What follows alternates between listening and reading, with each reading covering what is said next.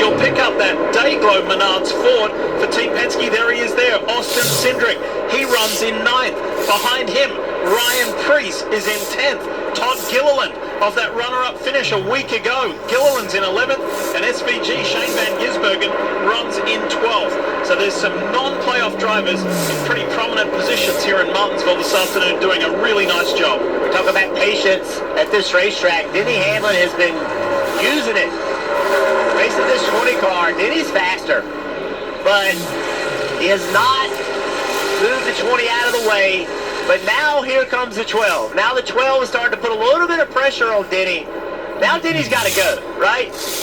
You cannot be patient enough to where the guy behind you, he can get by you.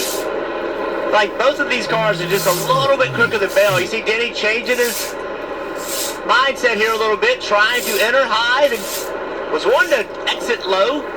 Listen to what they're talking about. Come on, man. He's been close enough long enough. Let him go.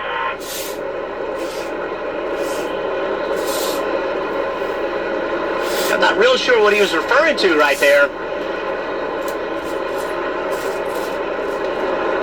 He's been close enough, long enough, just let him go. Not quite sure either. So a little frustration there from Denny Hamlin, one of the two drivers already locked into the championship 4.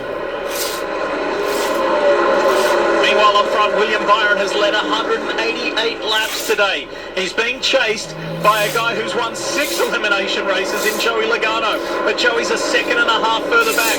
Then Larson, then Elliott. And then we get into this zone here with Gibbs, Bell, Blaney, and Hamlin. Here's the race leader. Yeah, he's now back into lead lap cars, right? Tyler Reddick right there. He's 15th. That's the last car in the lead lap. He was now a lap down. Cole Custer up the road about a quarter of a lap, and that 41 car, the maroon 41, would be next up. And these other cars that are already 1 lap down, you're now fighting not to go 2 laps down. That could really hurt your chances in the day. Remember, we've only run 54 laps right here under green, 65 to go in this stage, so I think that Denny Hamlin is also just remaining patient around the curve. I think he understands just how long a 500-lap race is here at Martinsville.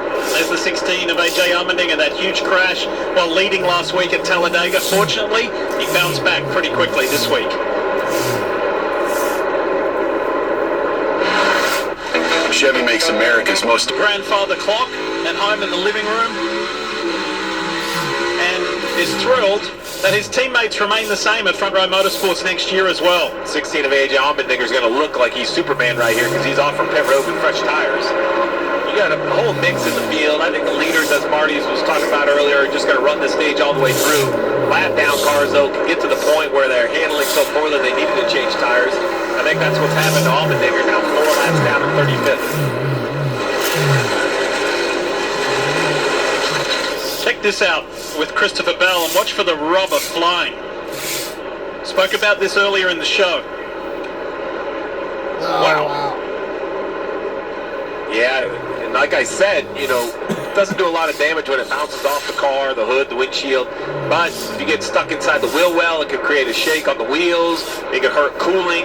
It could pile up in an area where, you know, we have seen fires before. We hope that's not the case here. But with that much rubber all over the racetrack, every time we go to an onboard and you just see the noses and the hoods, they just look all beat up like they've already run 1,000 laps here, and that's for all the tire debris. That 10 car, we talked about the difference in new tires. The 10 car, he has much newer tires than these guys. You can see how he can easily maneuver around the 22s, running third. And why you wouldn't, you know, you can pit here. It costs about 20, 22 seconds plus a pit stop. So call it 33 to 35 seconds.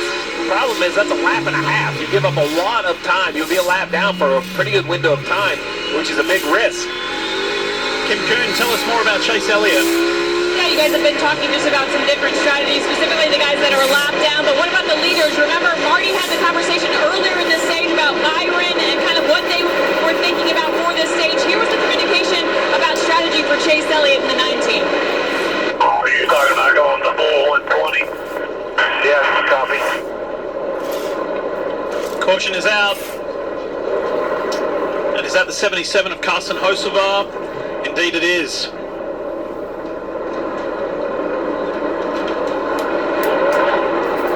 Carson should be in shown 2 laps down right now. Trying to get turned around and get in front of the 24 car. He's able to do it to keep from losing another lap. Carson was 25th at the time.